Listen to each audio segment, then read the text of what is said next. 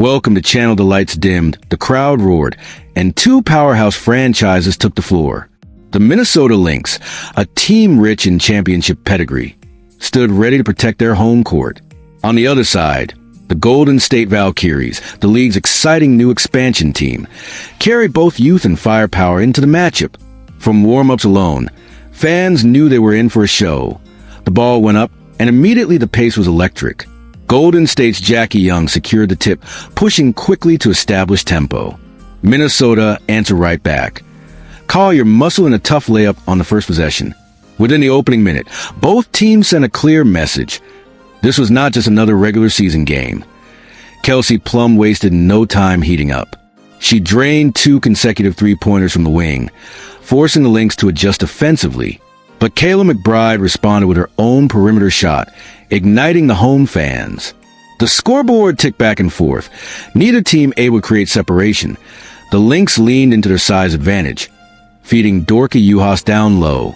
She controlled the glass, scoring off offensive rebounds and deterring drives.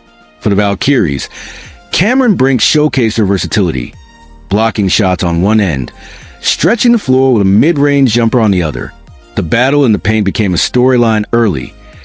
Golden State strung together a 9-0 run midway through the first quarter.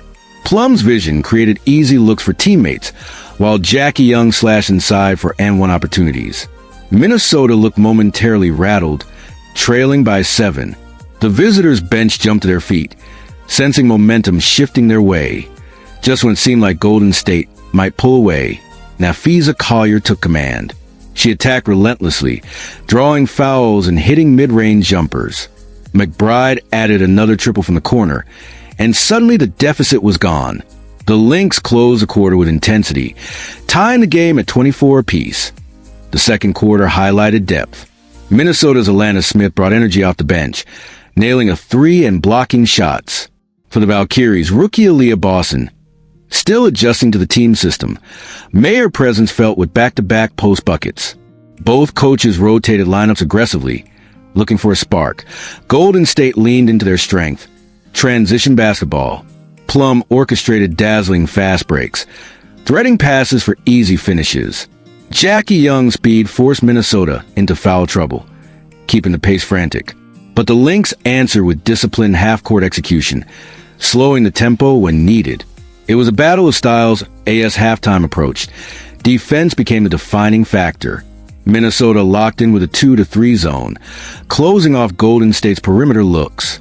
On the flip side, the Valkyries pressed full court, creating turnovers and frustrating the Lynx's guards. Both teams traded stops, every possession turning physical. The buzzer sounded on a tense first half. Minnesota Lynx 42, Golden State Valkyries 41. Neither team held control. Fans buzzed with anticipation, wondering which star would seize the game after the break. Coaches huddled their squads, adjustments hanging in the balance. Out of halftime, the Lynx came out firing. McBride drained a deep three. Collier followed with a strong finish, and Minnesota suddenly led by 8. But Golden State countered immediately. Plum hit a contested jumper. Brink swatted shots, and the Valkyries clawed right back. The quarter opened with fireworks.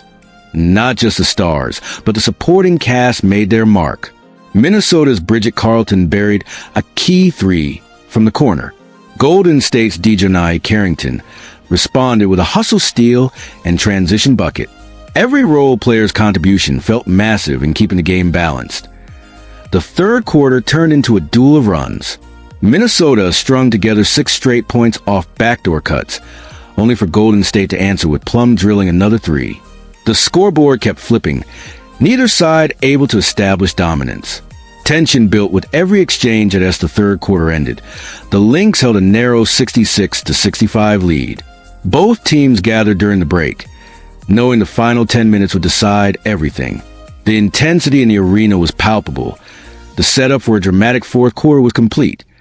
The final quarter began with the tension thick enough to feel in the air.